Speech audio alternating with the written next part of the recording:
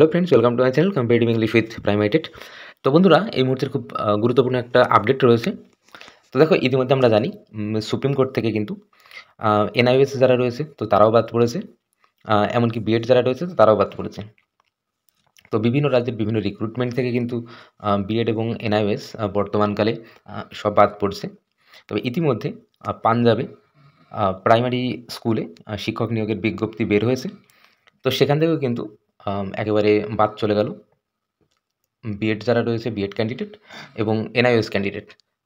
তো সেখানেও কিন্তু তাদের পাঞ্জাবের যে প্রাথমিক শিক্ষক নিয়োগের যে নোটিশ বের হয়েছে, তো সেখানে কিন্তু একেবারে সুপ্রিম কোর্টের যে অর্ডার যেটা দিয়েছিল, তো সেটা পুরো উল্লেখ করা রয়েছে এবং এনআইওএসের যে অর্ডার কপি সুপ্রিম কোর্ট দিয়েছিল, তো সেটা কিন্তু উল্লেখ করা আছে।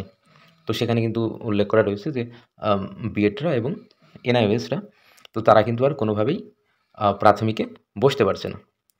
তো যাই হোক, প্রত্যেকটা রাজ্যেই কিন্তু একের পর এক এইভাবে বিএড এবং এনআইওএস যে সুপ্রিম কোর্টের রায়কে মান্যতা দিয়ে তারা কিন্তু পুনরায় প্রাথমিক শিক্ষক নিয়োগ শুরু করেছে ডিএলএডদেরকে নিয়ে।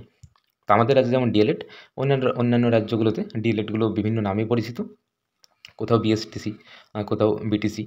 তো যাই হোক, এটা কিন্তু খুব গুরুত্বপূর্ণ একটা আপডেট, বিশেষ করে ডিএলএড যারা রয়েছে তো তাদের জন্য। তো বন্ধুরা, যে ক্লাসটা এখানে শেষ করছি, আবার দেখা হবে পরবর্তী ক্লাসে। ততক্ষণ সবাই ভালো থাকবে, ধন্যবাদ।